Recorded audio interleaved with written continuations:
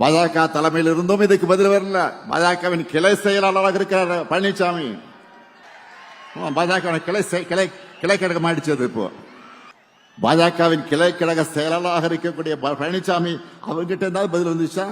தமிழ்நாட்டுக்கும் தமிழ்நாட்டு மக்களுக்கும் பேசுறதுக்கு துணிவில்லாம முதுகெலும்பு இல்லாம கொத்தடிமை சேவகம் செஞ்சுட்டு இருக்கக்கூடிய பழனிசாமி எனக்கு சால் விட்டு இருக்கிறாரு. அண்ணா திமுக பொறுத்த வரைக்கும் யாருக்கும் அடிமை இல்லை.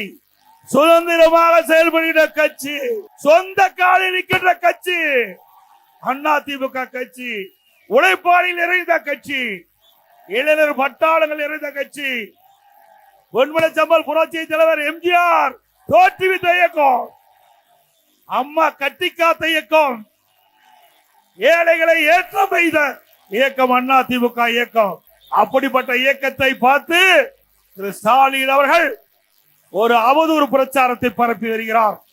அண்ணா திமுக பொறுத்த வரைக்கும் யாருக்கும் அடிமை இல்லை. சுதந்திரமாக செயல்படுகிற கட்சி திமுக கட்சி. அடிமை கட்சி, காங்கிரசுக்கு அடிமை.